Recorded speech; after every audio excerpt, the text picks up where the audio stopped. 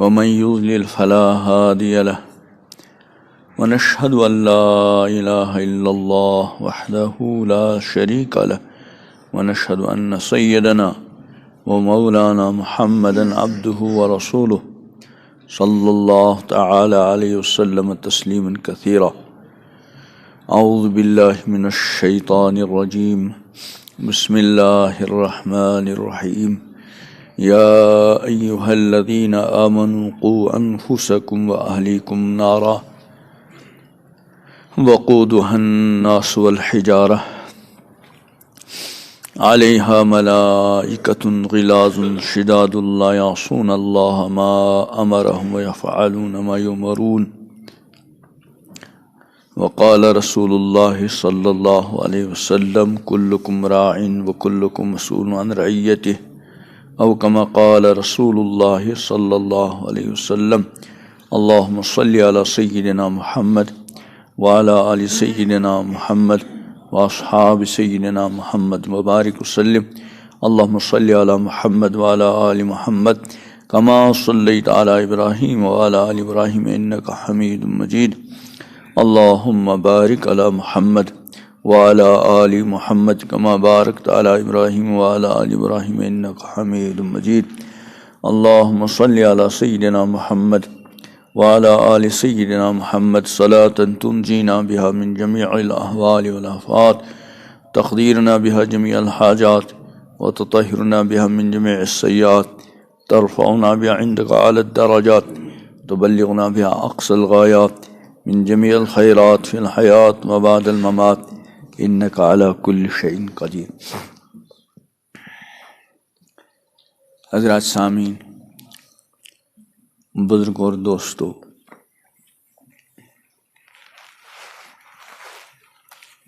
آج کئی ماہ کے بعد آپ کے سامنے حاضری ہوئی.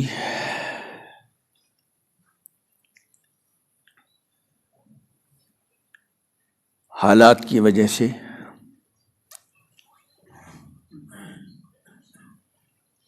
زندگی کا بہت سارا نظام متاثر ہو گیا، اور اسی سلسلے میں بہت ساری دینی چیزوں پر بھی اس کا اثر پڑ گیا. حتیٰ کہ نماز، جو رب العالمین کے اہم ترین احکام میں سے ایک حکم ہے، اس پہ بھی اثر پڑ گیا. اور ہر ایک جو ہے آنے والے یا موجودہ خطرے سے بچاؤ کی تدبیر میں لگ گیا.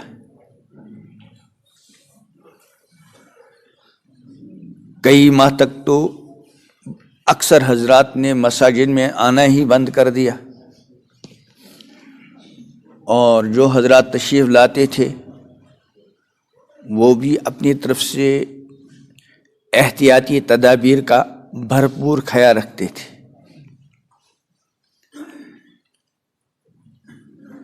شریعت مطہرہ احتیاطی تدابیر کو منع نہیں کرتی،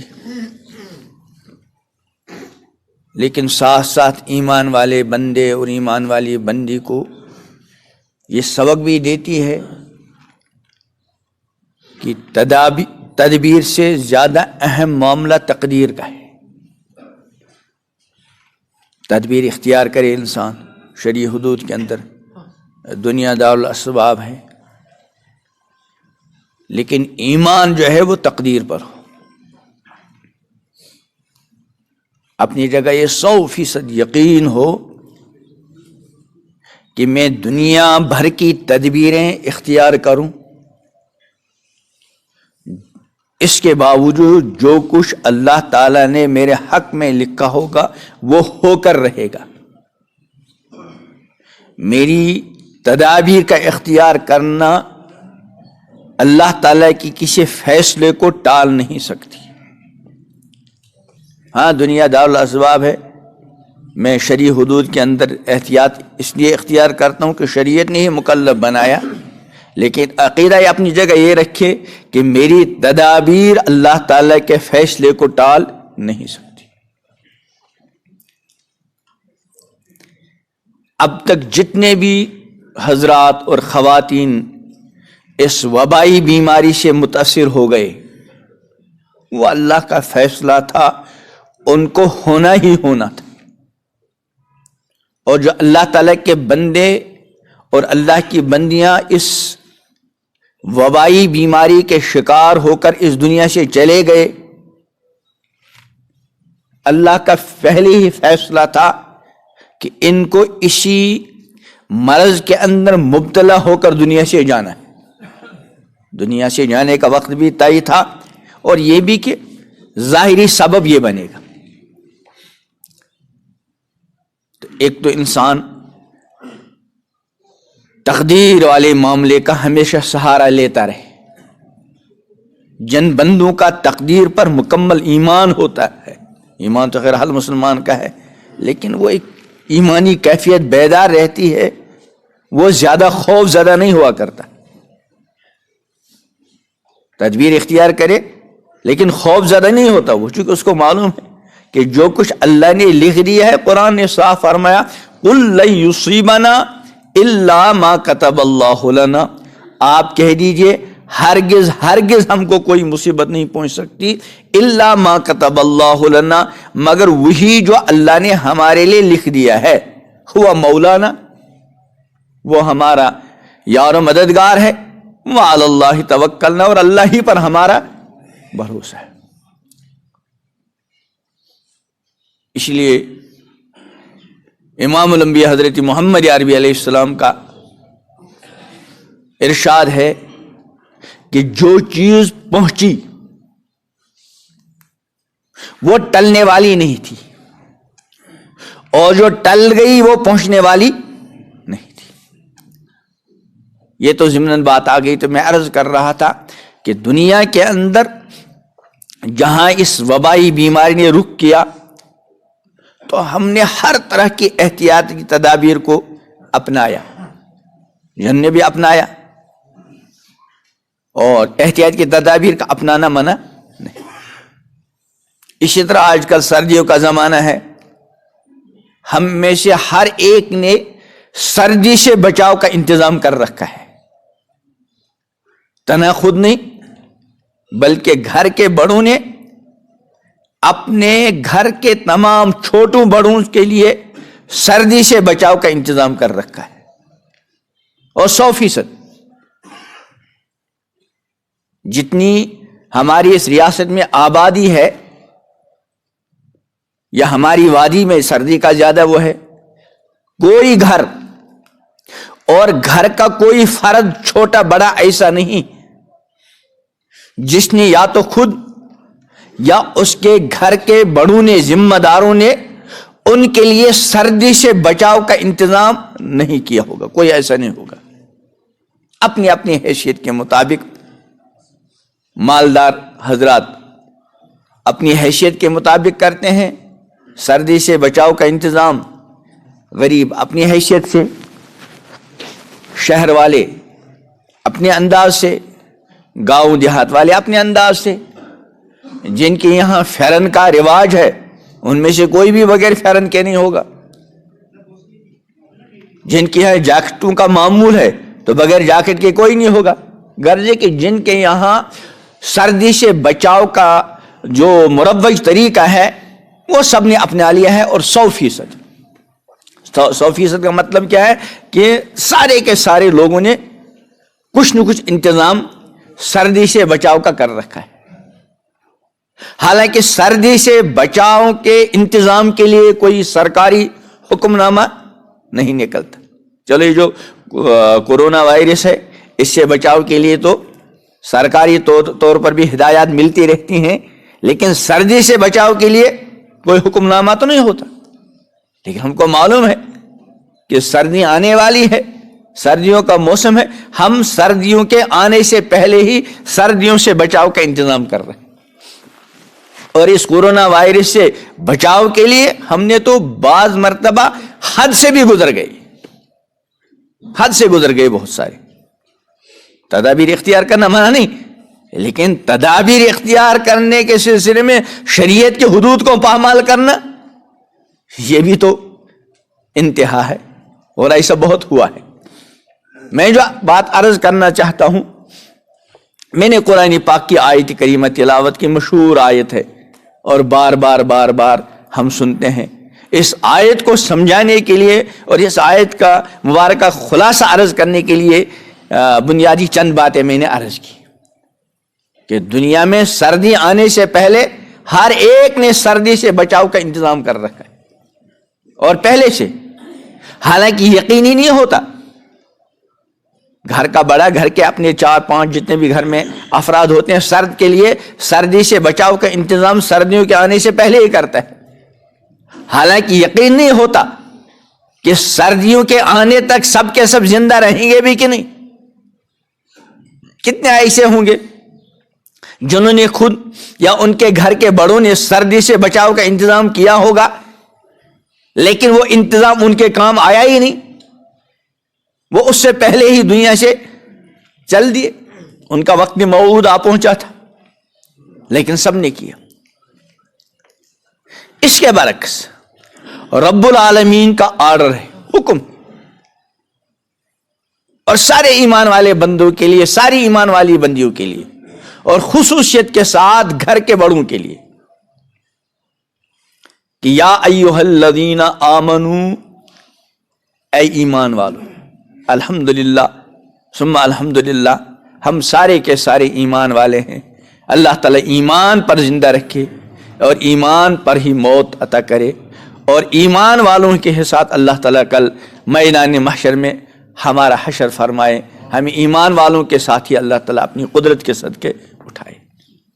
ایمان کائنات کی سب سے بڑی دولت ہے، اسی لیے ہر ایمان والے بندے کو، ہر ایمان والی بندی کو، چھوٹے بڑے کو بار بار اس ایمان کی عظیم نعمت پر اللہ تعالیٰ کیا ادا کرنا چاہیے؟ شکر ادا کرنا چاہیے۔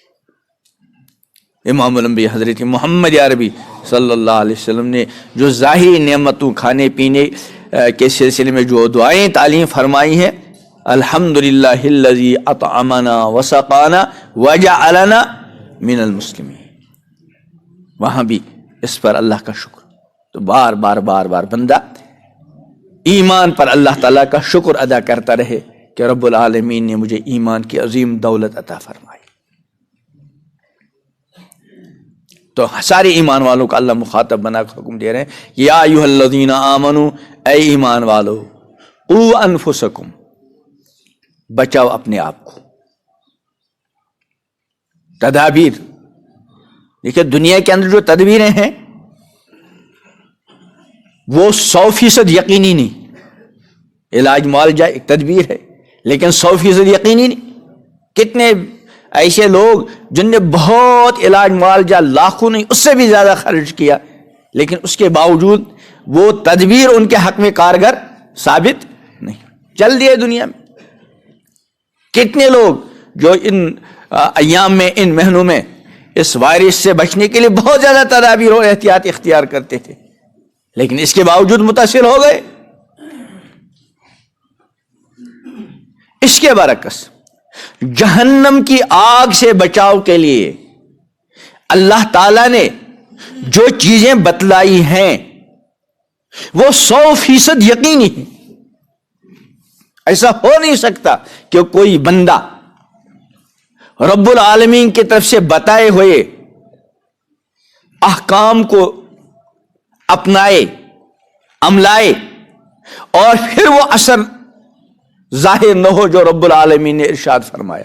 تو اللہ تعالیٰ کیا فرماتے ہیں کہ یا ایھا الذین آمنوا قوا انفسکم، اے ایمان والو بچاؤ اپنے آپ کو، واہلیکم، اور بچاؤ اپنے اہل و عیال کو، کس سے؟ نارا، آگ سے۔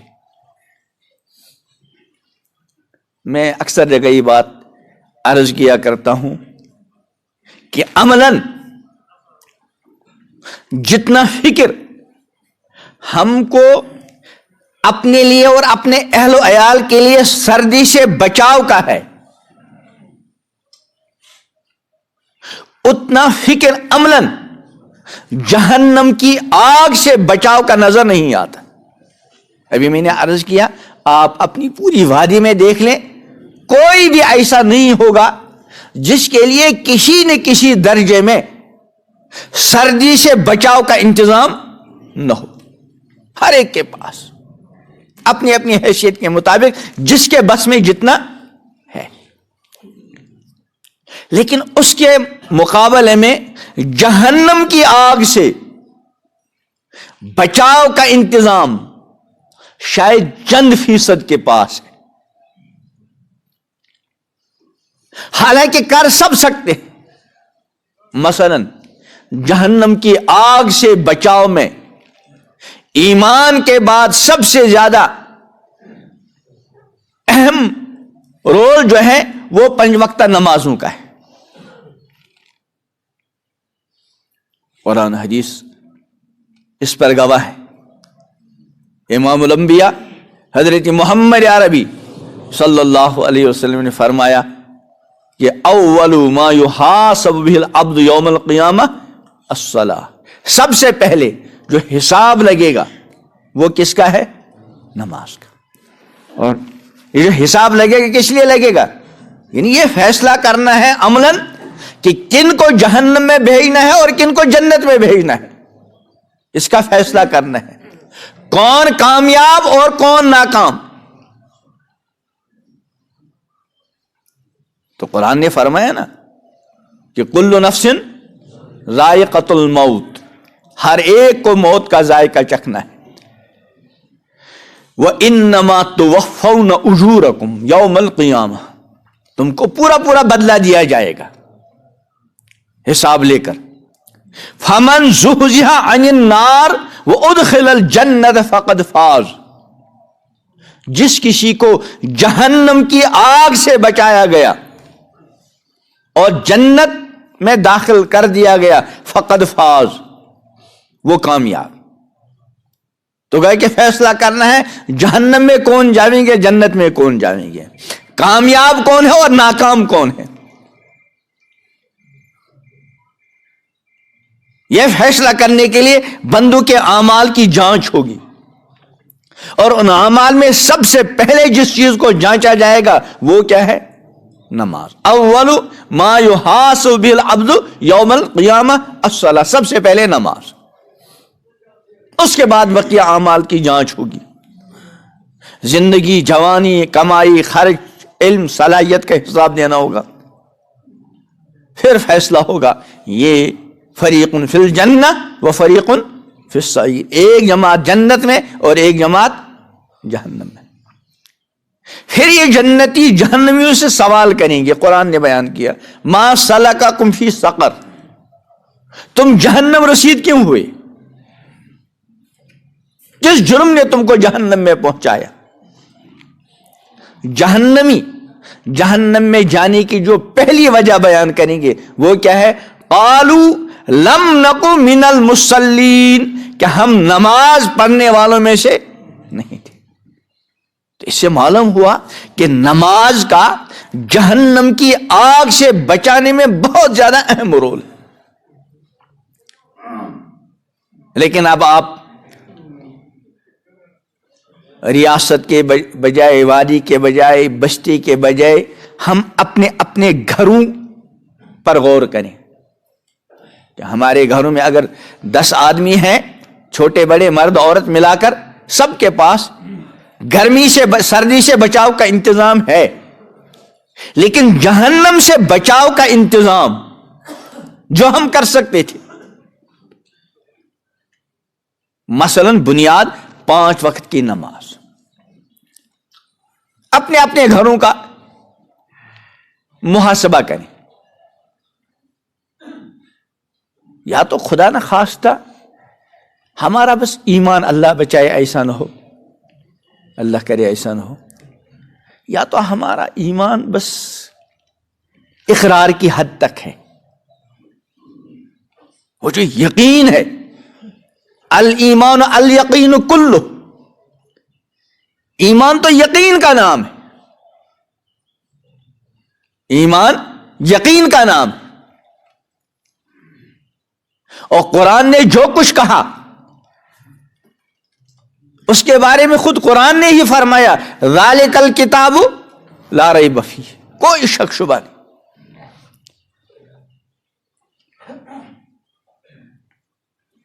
تو یا تو خدا نہ خواستہ یقین کے اندر کوئی تزلزل ہے، کوئی گڑبڑ معاملہ ہے، اور یا پھر انسان ذہنی طور پر تیار ہے، اللہ بچائے اللہ بچائے، گھر کے بڑے اپنے اور گھر والوں کے لیے، اور ہر سمجھدار، ہر بالغ اپنے بارے میں دو چیزوں میں سے ایک چیز کا فیصلہ خود کر سکتا ہے، یا تو خدا نہ خواستہ کوئی اللہ بچائے شکوک شبہات سے۔ ایمان وہ ہے جو بالکل ہر طرح کے شکوک و شبہات سے کیا ہو، پاک ہو، 100% یقین۔ اتنا یقین جو سیدنا حضرت علی مرتضی رضی اللہ تعالی عنہ نے ارشاد فرمایا کہ اگر میں جنت اور جہنم کو اپنی آنکھ سے دیکھوں تو میرے یقین میں کوئی اضافہ نہیں ہوگا، یعنی جتنا اپنی آنکھوں سے دیکھنے کے بعد مجھے یقین آئے گا وہ یقین مجھے اب بھی حاصل ہے۔ اور ہر مومن کی یہ کیفیت ہونی چاہیے کہ جتنا اعتماد امام الانبیاء حضرت محمد عربی صلی اللہ علیہ وسلم کے فرمان پر ہو، جتنا یقین ہو، وہ اپنی آنکھوں سے دیکھی ہوئی چیز سے بھی بڑھ کر ہو۔ کیونکہ ہماری آنکھ کسی چیز کو دیکھ لے اور ایک چیز کا فیصلہ کر لے، یہ ہو سکتا ہے کہ ہماری آنکھ نے دیکھنے میں غلطی کی، ہمارے کان نے سننے میں غلطی کی، ہمارے دماغ نے سوچنے میں اور سمجھنے میں غلطی کی، لیکن یہ ہو نہیں سکتا کہ جو امام الانبیاء حضرت محمد عربی علیہ السلام نے فرمایا اس میں کسی طرح کی کوئی کمی بیشی ہو، ایسا ہو نہیں سکتا۔ اور ہر ایمان والے کا یہ یقین ہے۔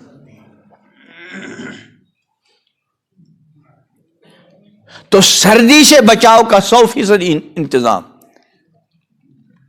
اور موجودہ وبائی بیماری سے بچاؤ کے لیے احتیاط کی تدابیر کا ہر کوئی کسی نہ کسی حد تک ان احتیاطی کے تدابیر کو اختیار کرتا ہے، اور شریعت نے اجازت دی ہے شرعی حدود کے اندر احتیاطی تدابیر کے اختیار کرنے کی۔ لیکن جہنم کی آگ سے بچاؤ کے لیے جو بنیادی چیزیں ہیں وہ بنیادی چیزیں بھی ہمارے گھروں میں نہیں پائی جاتی، مثلا یہی نماز۔ تو دنیوی اعتبار سے اپنے آپ کو ہر طرح کے خطرات سے بچانے کے لیے ہر انسان کسی نہ کسی درجے میں کیا ہے، فکر مند ہے، حکومتی سطح پر بھی اور اپنے گھریلو سطح پر بھی، انفرادی سطح پر بھی۔ لیکن جہنم کی آگ سے بچاؤ کے لیے انفرادی سطح پر تو کسی حد تک پایا جا رہا ہے چند فیصد حضرات میں، لیکن گھریلو اعتبار سے کہ ہر کسی کے پاس جہنم کی آگ سے بچاؤ کا انتظام ہو ہے تو ہر کسی کے پاس، لیکن اختیار نہیں کرتے۔ مثلا یہ 5 وقتہ نماز، میں اکثر جہاں بھی مجھے موقع ہوتا ہے تو میں اخیر میں یا بیچ میں اس مسجد کی جو انتظامیہ ہوتی ہے تو میں اس سے پوچھ لیا کرتا ہوں کہ بتاؤ بھائی تمہاری یہ جو مسجد ہے اس سے متعلق کتنے گھر منسلک ہیں؟ بتاتے ہیں 50 100 150۔ پھر پوچھتا ہوں کتنے ایسے لوگ ہیں مرد حضرات اور بڑے بچے جن کو مسجد میں آنا چاہیے تھا؟ بتاتے ہیں 2 3 4۔ پھر پوچھتا ہوں کہ مثلا فجر کی نماز میں کتنے ہوتے ہیں؟ تو اکثر 8 5 6 7% ایسے نظر آتے ہیں جو مسجد میں حاضر ہوتے ہیں۔ آپ یہاں بھی دیکھ لیجئے جو حضرات یہاں قیام پذیر ہیں، مستقر رات دن رہتے ہیں، اگر وہ 5 وقت نماز مسجد میں ادا کریں، مجھے پورا یہاں کا تو معلوم نہیں، لیکن لگتا ہے شاید مسجد کی دونوں منزلیں کیا ہوں، بھر جاویں نمازیوں سے، لیکن کتنے فیصد ہوں گے؟ باغ میں تو جمعے میں وہ بھی آج کئی مہینوں کے بعد حاضری ہوئی، اس نے 5 وقتہ نمازوں کا، اور یہاں کتنے رہائش پذیر حضرات ہیں اپنی فیملیوں کے ساتھ، پھر ان کا نماز کے ساتھ کیا معاملہ ہے، کیا سلوک ہے، وہ ہر آدمی اپنی اپنی جگہ خود محاسبہ کر سکتا ہے، اور محاسبے کا اس کو مکلف بنایا گیا ہے۔ حاسبو قبل ان تحاسب، اس سے پہلے کہ تمہارا محاسبہ ہو اپنا محاسبہ خود کرے، کیونکہ وہاں محاسبے کے بعد تلافی ممکن نہیں، اور یہاں محاسبے کے بعد ہر کسی کے پاس تلافی کا امکان ہے، اور یہ تلافی کا موقع کب ہمارے ہاتھ سے نکل جاوے کچھ پتہ نہیں۔ امام الانبیاء حضرت محمد عربی صلی اللہ علیہ وسلم مختلف انداز سے اپنی امت بلکہ ساری انسانیت کو سمجھاتے ہیں۔ ایک حدیث میں ارشاد فرمایا، ہذہ الدنیا مرتحلۃ ذاہبہ وہذہ الآخرہ مرتحلۃ قادمہ ولکل واحد منہما بنون فإن استطعتم ألا تكونوا من بني الدنيا فافعلوا فإنكم اليوم في دار العمل ولا حساب وأنتم غدا في دار الآخرة ولا عمل أو كما قال رسول اللہ صلی اللہ علیہ وسلم۔ کیا مطلب؟ یہ فرماتے ہیں یہ دیکھو دنیا کوچ کر کے چلی جا رہی ہے، اور یہ دیکھو آخرت کوچ کر کے چلی آ رہی ہے۔ ایک آدمی یہاں سے اسلام آباد جانا چاہے تو جب اس نے سفر شروع کر لیا، سری نگر اس سے دور ہوتا گیا اور اسلام آباد قریب ہوتا گیا۔ بس اسی طرح امام الانبیاء حضرت محمد عربی علیہ السلام کیا ارشاد فرماتے ہیں کہ دنیا کوچ کر کے چلی جا رہی ہے، دور ہوتی جا رہی ہے، اور آخرت کوچ کر کے چلی آ رہی ہے۔ وَلِكُلِّ وَاحِدٍ مِّنْهُمَا بَنُونَ، ان دونوں میں سے ہر ایک کی اولاد ہے۔ کچھ لوگ دنیا کی اولاد بنے ہوئے ہیں، رات دن بس دنیا کے پیچھے لگے ہوئے ہیں،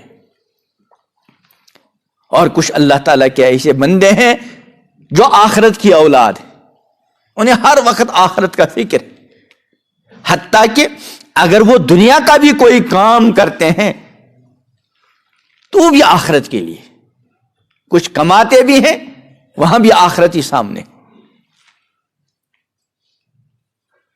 اور کچھ لوگ ایسے ہیں کہ وہ ہر وقت دنیا، اگر وہ کبھی کوئی آخرت کا بظاہر کام کر بھی لیں تو وہاں بھی دنیا ہوتی ہے چھپی ہوئی۔ تو اسی کو فرمایا وَلِكُلِّ وَاحِدٍ مِّنْهُمَا بَنُونَ، ہر ایک کی اب کچھ اولاد ہے۔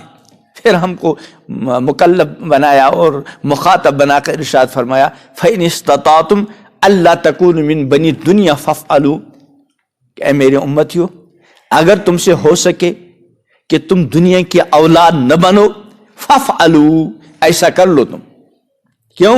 فرمایا فَإِنَّكُمُ الْيَوْمَ فِي دَارِ الْعَمَلِ وَلَا حِسَابٍ، دیکھو آج تم عمل کے گھر میں ہو، آج عمل کے گھر میں ہو، ولا حساب، حساب تمہارا نہیں۔ جیسے بے نمازیوں کو کوئی نہیں پوچھتا، رشوت کھانے والوں کو کوئی نہیں پوچھتا، اپنی ذمہ داریوں کے اندر کام چوری کرنے والوں کو کوئی نہیں پوچھتا، سود خاروں کو کوئی نہیں پوچھتا، گندے تعلقات رکھنے والوں سے کوئی نہیں پوچھتا، موبائل اور انٹرنیٹ کے گندا استعمال کرنے والوں سے کوئی نہیں پوچھتا۔ کیوں؟ فَإِنَّكُمُ الْيَوْمَ فِي دَارِ الْعَمَلِ وَلَا حِسَابٍ، یہ حساب کی جگہ نہیں ہے، یہ تو عمل کی، جیسا چاہو حساب کے لیے دوسرا وقت ہے۔ اور پھر فرمایا وَأَنْتُمْ غَدًا فِي دَارِ الْآخِرَةِ، کل تم آخرت کے گھر میں ہوگے، ولا عمل، وہاں عمل نہیں۔ اور ایک روایت میں ہے وَأَنْتُمْ غَدًا فِي دَارِ الْحِسَابِ ولا عمل، کل تم حساب کے جگہ پر ہوگے، عمل نہیں ہوگا۔ وہاں انسان تمنا کرے گا کہ مجھ کو واپس بھیج دیا جائے تاکہ میں کیا کروں؟ عمل لعلی رب ارجعون، پروردگار مجھے واپس بھیج دیجئے، لعلی اعمل صالحا فیما ترکت، اس دنیا کو چھوڑ کر میں آیا تھا، اب میں جا کر اچھے عمل کروں گا، لیکن اب موقع۔ خلاصہ یہ کہ دنیا میں ہر طرح کے خطرات سے بچاؤ کی ہم ہر اعتبار سے فکر کرتے ہیں، اپنے لیے اور اپنے سے زیادہ اپنے گھر کے چھوٹے بڑوں کے لیے، اپنے ماتحتوں کے لیے، ٹھیک ہے، اس کی ہماری ذمہ داری ہے، لیکن اس کے ساتھ ساتھ ہم مرنے کے بعد آنے والے خطرات سے بچاؤ کی فکر کریں۔ آخرت کے خطرات میں سب سے پہلا جو ہے قبر کا معاملہ ہے، اور اس کے بعد حشر کا معاملہ ہے، اور اس کے بعد پھر آخری ہے جنت اور جہنم والا معاملہ۔ اسی کو اللہ نے فرمایا یا ایھا الذین آمنوا قوا انفسکم واہلیکم نارا، بچاؤ اپنے آپ کو اور اپنے اہل و عیال کو جہنم کی آگ سے۔ اللہ مجھے بھی بچائے، آپ حضرات کو بھی بچائے، ساری امت کو بچائے، اور ساری انسانیت کو بچاؤ کے راستے پہ چلنا نصیب کرے۔ اللہ تعالی ہم میں سے ہر ایک کو اپنی اپنی ذمہ داری کا احساس عطا کرے اور اپنی اپنی ذمہ داریوں کو نبھانے کی توفیق عطا فرمائے۔ اب تک جو کچھ ہم سے وہ ہوا جو نہیں ہونا چاہیے تھا، اللہ تعالی تلافی کی توفیق عطا فرمائے۔ ربنا تقبل منا انک انت السمیع